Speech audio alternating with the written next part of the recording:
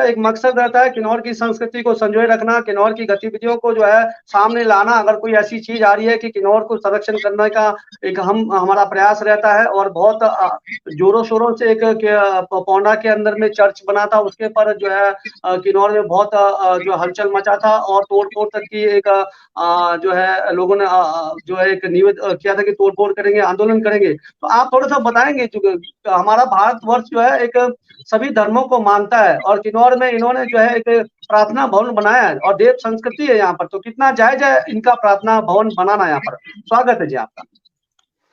सबसे तो मैं आपका धन्यवाद करना चाहूँगा।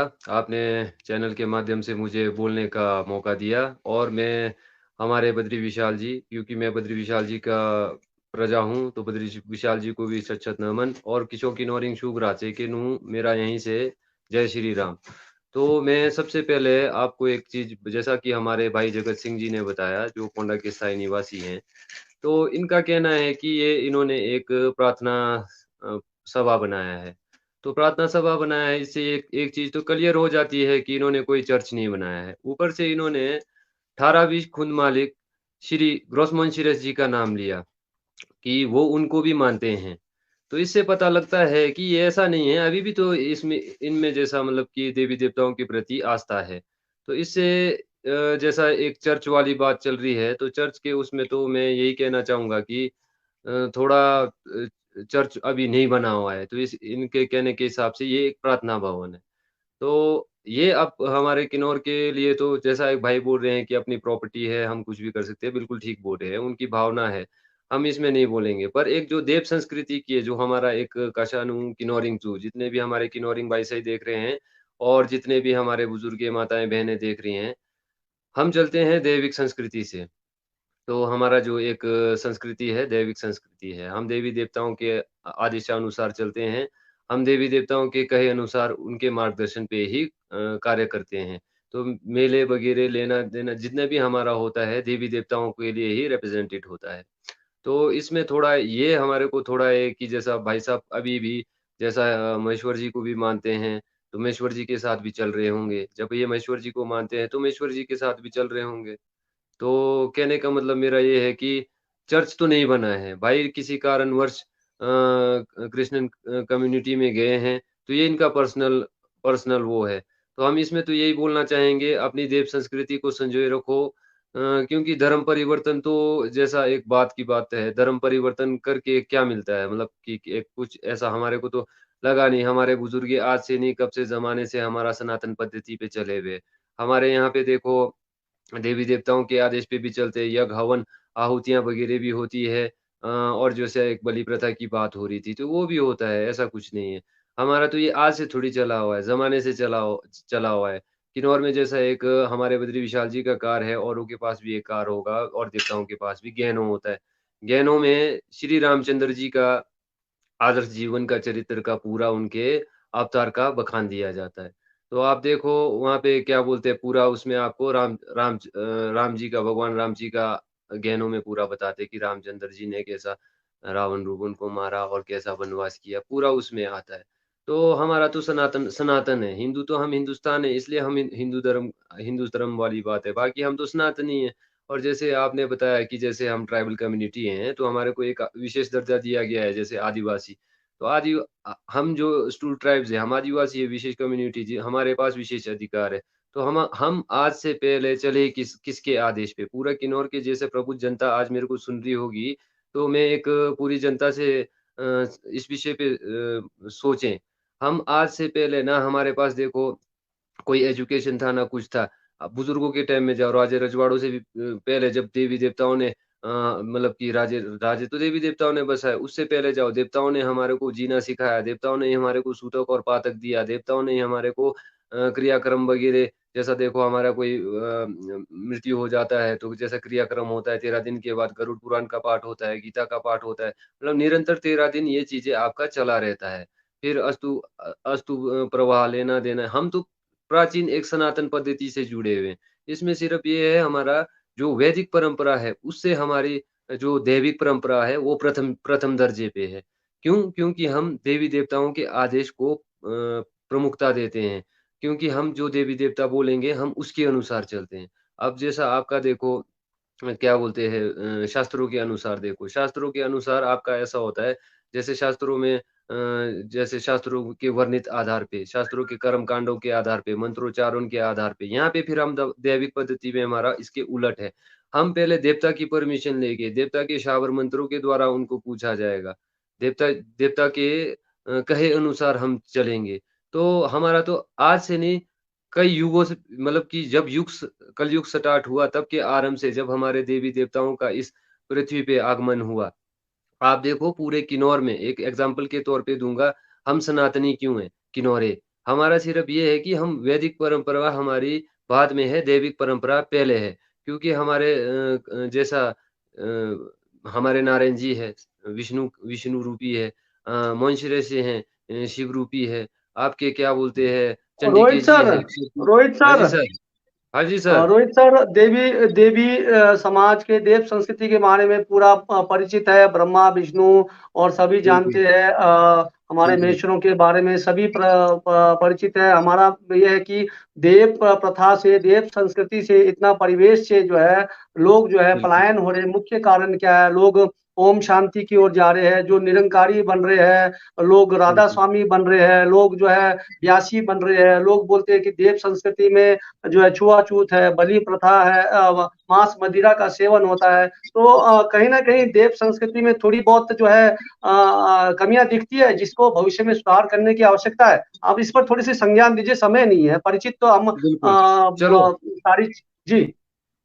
मैं सर इसमें भी आपको एक चीज़ बता देता हूँ, जैसे बलि प्रथा होती है। बलि प्रथा आज से नहीं, ज़माने से चली आई है। जैसे हमारे कामरू में ही देखो, एविडेंस के तौर पे आस्तंग देवी जी के पास 108 बलियाँ एक ही दिन में लगती थी। वो लिखित में हमारे पास बहियों में सुरक्षित है। ये पद्धति आज की नहीं चली हुई है, वो बहुत पहले की चली हुई है।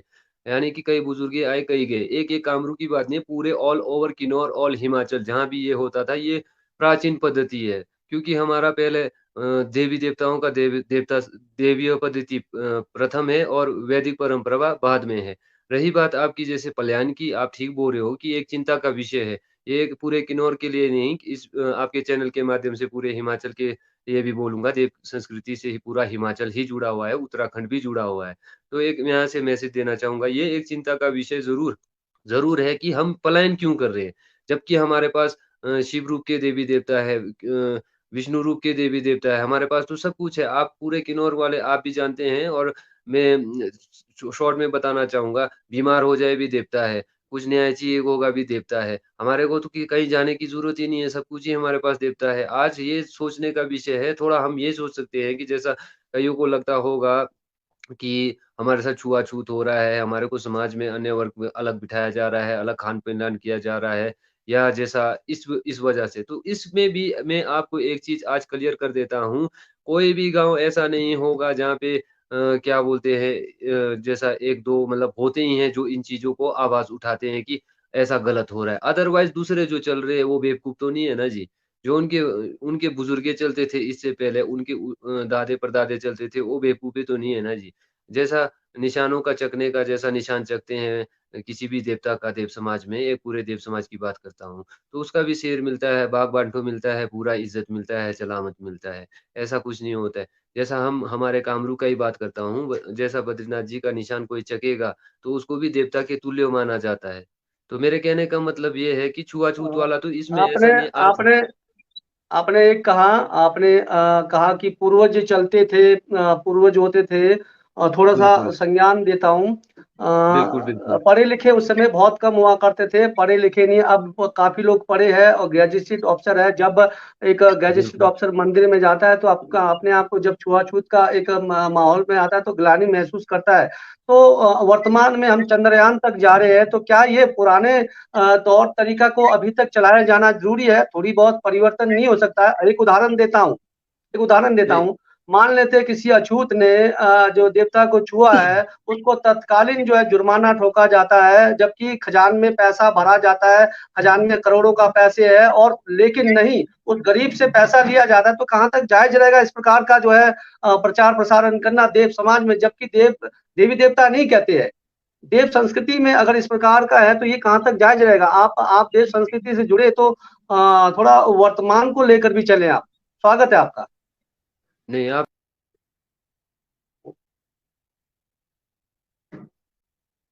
मतलब किसी भी देवी जी, देवता का निशान को छू ले या मतलब कि धार्मिक जगह में धार्मिक करे, कहने का मतलब कि जहाँ नहीं जाते वहाँ चले जाए। अगर बाय चांस उसने जानबूझ के गलती नहीं किया है, तो कोई भी देवता ऐसा नहीं होता है कि उसको सज़ा देंगे। खज़ाने से ही दिया जाता है, इसका प्रमाण हमारा भी है, कामरू में भी इसका प्रमाण है, खज़ाने से दिया जाता है। अगर हाँ, उसने जानबूझ के गलती किया हुआ है, तो उसको सज़ा भी मिलता है। तो ये पूरे ऑल ओवर किन्नौर में ही चलता है, आपको पता होगा। बाकी जिसने अनजाने में किया हुआ है, अनजाने को मतलब कि दोषी नहीं ठहराया जाता है, मतलब कि माफ़ माफ़ दिया जाता है। तो ये तो ऐसा नहीं है मतलब कि जिसके साथ गलत हो रहा है, तो उसने जानबूझ के गलत किया होगा, तभी उसके साथ गलत हो रहा है, बाकी ऐसा तो नहीं है। आप यहाँ पे पूरे किन्नौर में मतलब कि देव समाज के और जी।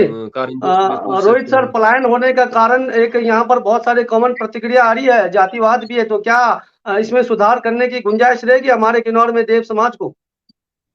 हाँ, बिल्कुल, मैं एक चीज़ इसमें ये बोलना चाहूँगा, देखो जैसा जहाँ जिन जगहों पे ज़बरदस्ती किसी जाति विशेष को दबाने का कोशिश किया जा रहा है, वो तो गलत है।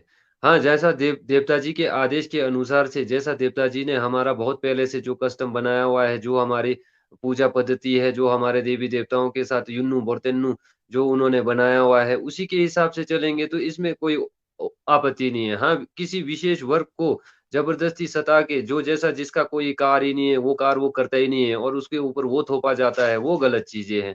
इन चीज़ों को तो हम भी समर्थन नहीं करेंगे। बाकी जिसका जो कार्य है वो उसको करना पड़ेगा। जिसका मतलब कि जैसा देवता जी के प्रति जो ड्यूटी लगता है उसको निभाना पड़ेगा। तो ऑल ओवर किन्नौर सारे बंदे अपना ड्यूटी निभाते ही हैं। कुछ 2-4 हर गाँव में होते ही हैं जिनको मतलब कि देवताओं के प्रति मतलब कि आस्था कम होती है। तो वो इस तरीके के मतलब कि ऑब्जेक्शंस करने जी। लग जाते हैं। बाकी जी, अदरवाइज़ आप बहुत-बहुत खुद आभार, बहुत-बहुत आभार सर, आप जुड़े रहे। और ये इस एपिसोड का जो है आपको एक लिंक भेज दिया जाएगा, उसमें आपने पूरा कमेंट को पढ़ के अलग से कॉपी में उतार देना। और बिल्कुल, कोशिश देख लेना कि कितना जो है परिवर्तन चाह रहे हैं लोग, इसमें बिल्कुल, बहुत सारी प्रतिक्रिया आई बिल्कुल, है। तो चलिए मिलते हैं बिल्कुल। नारायण जी से, आप बने रहे आप अ, अब मेन मुद्दों पर आते हैं। तो रोहित सर, कहीं न कहीं आपने एक चीज़ का थोड़ा-सा ध्यान दिया होगा कि जो मिशनरी समुदाय या फिर अन्य समुदाय है, कानून का शायद पूरा ज्ञान है और उनको पता है कि कोई भी बाल बांका नहीं कर सकते। यहाँ पर एक एक चीज़ बताया कि 1863 में पू के अंदर में भी मिशनरी खुला है, चर्च मिशनरी। लेकिन अभी तक किन्नौर के अंदर में चर्च मिशनरी ने किसी को आहत नहीं किया, किसी को चोट नहीं पहुँचाया, किसी की बुराई नहीं की है, किसी का ऐसा वो नहीं किया। लेकिन भविष्य में अगर इस प्रकार का एक मिलता है तो यहाँ पर संभावना बनी रहेगी जो कब्रिस्तान आदि का। तो ऐसे में हमारी देश संस्कृति में जब अगर कब्रिस्तान होगा तो कैसा जो है किन्नौर में कैसे देखने को मिलेगा, क्या करना चाहिए इस प्रकार से जो है क्योंकि कानून के ज्ञाता है, इसमें जो है विदेशी लोगों का ताकत भी हो सकता है। सब पढ़े लिखे कानून को जानते हैं, उनको पता है कि भारत सभी जो है धर्मों को मानता है, धर्मनिरपेक्ष राज्य है। लेकिन हमारे वाजिब उल अर्ज किन्नौर के अलग है। यहाँ पर अपने हिसाब से जो है नियम भी होते हैं देव समाज के, कठोर नियम से कठोर, सख्त सख्त से नियम। लेकिन इस प्रकार से पलायन होते रहेंगे तो आने वाले में यहाँ पर जो जमीन जो चर्च के लिए मांगी जाएगी उसके लिए हमें सोचना पड़ेगा। थोड़ा सा आप अपनी प्रतिक्रिया रखें रोहित सर। सर मैं एक चीज़ इसमें बोलना चाहूँगा, जैसा आज को देखो किन्नौर में जैसा हमारे पोंडा के भाई जी ने अपना ज़मीन दान किया है, अपनी प्रॉपर्टी निजी भूमि पे बनाया है, तो चलो इसमें तो हम नहीं बोल सकते क्योंकि एज़ ए लॉ ये अपने ज़मीन के खुद मालिक हैं। तो इन फ्यूचर जैसा हम जैसे आज देखो मैं एक चीज़ आज आपके इस चैनल के माध्यम से मैं आज पूरा किन्नौर से अपील करूँगा, हम कामरू वाले जैसे हमारे मौलवी साहब वगैरह हमने आपस में बात करके एक हमने फैसला लिया है कि हम किन्नौरी देवी संस्कृति को हमारे जो देवी-देवताओं की संस्कृति है, किन्नर कैलाश देव सभा के नाम से एक हम संगठन का निर्माण करेंगे, जिसमें हमारे सुमरा से लेकर नीचे जो हमारे किन्नौर के निचले हिस्से हैं, सबके मोहतमियाँ और कमेटी और कारदार प्लस जो सोशल एक्टिविटिस्ट हैं, जैसे आप लोग हैं, न्यूज़ वाले हैं या other social activities no means no वाले हमारे यूथ भाइयाँ, हम सबको जोड़ेंगे। क्योंकि वाक़ई एक चिन विशेष करके किन्नौर के अंदर जो हमारी देव संस्कृति है और जो हमारा क्या बोलते हैं ट्राइबल कम्युनिटी है, इसको एक चिंता का विषय है कि इस तरीके से बाहर से आके जैसे मतलब कि मिशनरियाँ आके प्रचार कर रहे हैं, मतलब कि धर्म परिवर्तन हो रहा है, कुछ हमारे ही अपने भाई यहाँ मतलब कि ईसा मसीह के उसमें जा रहे हैं। तो हमारे को कोई ऐसा नहीं है कि वो क्यों जा रहे हैं, ये सोचने का है। तो हम इस देव सभा का गठन करके एक व्यापक तरीके से जैसे मैं अब मेरे गाँव में दूसरों के गाँव में एक ग्राउंड लेवल पे हमारे को जानना जानना पड़ेगा कि आखिर ऐसा क्यों हो रहा है कि लोग धर्म परिवर्तन कर रहे हैं। जैसे आप बोल रहे हो कि कुछ जैसे मतलब भेदभाव होता है जाति की वजह से तो या फिर किसी और अन्य तरीके से क्यों हमारे मतलब कि सनातन दैविक संस्कृति को छोड़ के आज मतलब कि क्रिश्चियन मिशनरी कम्युनिटी में जा रहे हैं लोग। तो ये एक चिंता का विषय है, ये हमारे को सोचना पड़ेगा क्योंकि हम भविष्य में सोचेंगे जैसा हमारा एक राइट होगा, तो हमारे लिए भी तो एक राइट है। अगर हम पूरा किन्नौर का देव समाज खड़ा हो जाएगा तो चर्च बनाने के लिए भी तो डीसी साहब से परमिशन लेना पड़ेगा। जैसे हमारे लॉयर साहब ने बोला, अभी क्लियर ही बोला उन्होंने, लॉ हमारे लिए भी है, भारत एक धर्मनिरपेक्ष राज्य है, चारों धर्मों के लिए हिंदू धर्म, सिख, ईसाई सबको इसमें समान अधिकार है। तो हम भी अपने अधिकारों के अधीन जैसे हम ट्राइबल्स हैं, तो हमारे कुछ विशेष अधिकार तो होंगे, परमिशन तो मतलब कि हम ग्रांटेड होने से पहले उसके ऊपर हम ऑब्जेक्शन भी तो कर सकते हैं। तो एक हमारे को मतलब देव संस्कृति को बचाने के लिए, हमारे देवी-देवताओं का कल्चर को बचाने के लिए पूरे किन्नौर के कारदार समुदाय को एक झंडे के नीचे खड़ा होना पड़ेगा। किन्नर कैलाश देव सभा का गठन करना पड़ेगा, एक संगठन बनाना पड़ेगा और इन मुद्दों पे चर्चा करनी पड़ेगी कि हमारे लोग हमारे देवी-देवताओं के प्रति या फिर हमारे बौद्ध धर्म क्योंकि आपको पता है बौद्ध धर्म और हिंदू धर्म हमारा जैसा लगभग-लगभग पूरा किन्नौर में चलता है। हम गौतम बुद्ध के उस पे भी चलते हैं, हम अपना हिंदू धर्म पे भी चलते हैं। तो हमारे को एक इसके ऊपर एक विस्तृत चर्चा करके जो हमारे मतलब कि जो अ, छोड़ने का कारण हमारा जो कुछ भाइयाँ हैं किन्नौर में एक एक पोंडा की ही बात नहीं कह रहा हूँ, एक पूरे किन्नौर में लगभग पूरे किन्नौर में। तो हमारे को अपने ग्राउंड लेवल पे रिसर्च करना पड़ेगा कि ये क्यों छोड़ रहे हैं? क्या छुआ-छूत की वजह से छोड़ रहे हैं या किसी के साथ गाँव में अन्याय हो रहा है या किसी को अपनी बात देवता के सामने रखने नहीं दी जा रही है या किसी रसूखदार या स्वर्णों के द्वारा उनको दबाया जा रहा है। इसके ऊपर व्यापक चर्चा और उनको इंसाफ दिलाना पड़ेगा। तो अगर उनके साथ गलत हो रहा होगा तो हम मतलब कि समाज बना के एक संगठन बना के उनको सपोर्ट भी करेंगे। उल्टा हम भी प्रचार करेंगे कि आप लोग ऐसा मतलब कि धर्म परिवर्तन ना करें। आप हमारे ही मतलब कि जो हमारे देवी-देवताओं की हमारे बुजुर्गों के द्वारा चलाया गया है, इसी में जुड़े रहें। तो हमारे को एक पहल करनी पड़ेगी। बाकी जैसा भाई साहब ने अपना भूमि दान किया, बौद्ध धर्म को भी दान किया। आपके क्रिश्चियन कम्युनिटी को भी जैसा इन्होंने एक प्रार्थना घर बनाया, तो ये इनका एक लोकल अपना अपना पर्सनल है, इसमें हम नहीं बोल वो सकते हैं। तो कौन इनके भी कुछ कारण आ रहे जा होंगे जिसकी जिसकी वजह से ये उसमें गए हैं। सबसे क्या खुशी बात की है बात बेटा। मुझे तब होती है कि 18-20 के खुंद मालिक 18-20 के मालिक मुंशी जी को अभी भी मानते हैं, उनके साथ चलते हैं। तो इससे मैं तो ये भी नहीं समझूँगा कि अभी ये पूरी तरीके से क्रिश्चियन हुए हैं। क्योंकि जहाँ पे इनकी आस्था महेश्वर जी के ऊपर है, तो महेश्वर जी से तो पूरा किन्नौर भली-भाँति परिचित है। तो हम अपने समाज के देव समाज का एक संगठन तैयार करके जो हमारे गाँव में किसी के साथ अन्याय हो रहा है, किसी के साथ भेदभाव हो रहा है या कुछ चीज़ें गलत हो रहा है, तो हम उस चीज़ रोहित को सर, मतलब कि रोहित हाँ सर, जी। आपने बहुत बेहतरीन एक सुझाव दिया। जिस प्रकार से बिल्कुल, मिशनरियाँ या अन्य समाज है, जगह-जगह बिल्कुल, पर जो है सत्संग करवाती है, लोगों को जोड़ती है, बिल्कुल, इकट्ठा करती है। तो देव समाज भी इस बिल्कुल, प्रकार से अपनी संस्कृति को बिल्कुल, संजोए रखने के लिए, अपने बनाए बिल्कुल, रखने के लिए इस प्रकार से जो है लोगों को बिल्कुल, लुभावना दे सकती है, लोगों बिल्कुल, को प्यार बिल्कुल, से वो कर सकते हैं, एकत्रित हो समझा सकते हैं। सकते हैं। कई जगह अभी भी एक साथ कायंग नहीं लगता है, पारंपरिक कायंग नहीं बिल्कुल, लगता है, नृत्य नहीं लगता है, एक साथ भोजन बैठकर नहीं खा सकते। तो चलिए, अगर बिल्कुल, हम अपनी संस्कृति को बचाए रखना है तो आपने कहा कि बहुत सारी अगर बुराइयों को दूर करना होगा, प्रसार-प्रचार करना पड़ेगा और जो रूठे बिल्कुल, हैं उनको लाना पड़ेगा, तो लाना हमारी पड़ेगा। संस्कृति बिल्कुल, बहुत सुदृढ़ हो सकती है और हमारी संस्कृति बिल्कुल, सुदृढ़ थी, सुदृढ़ और होगी। बिल्कुल, लेकिन बिल्कुल, वर्तमान की माँग है, आपके ज़रिए हो सकता है। आपने इस पेज में आकर बहुत बेहतरीन बातें कही है और मुझे उम्मीद है कि आप जल्द ही इस संगठन का गठन करेंगे और किन्नौर के अंदर में जो कमियां उसको दूर करेंगे और पूरे समाज को जोड़ने का प्रयास करेंगे। हम आपसे यही उम्मीद रखेंगे। हमारा मकसद नहीं है देश समाज की कुर्सियों को निकालना, हमारा मकसद नहीं है किसी अन्य धर्म को जो यहाँ पर भंडा फोड़ना, हमारा मकसद है हमारे किन्नौर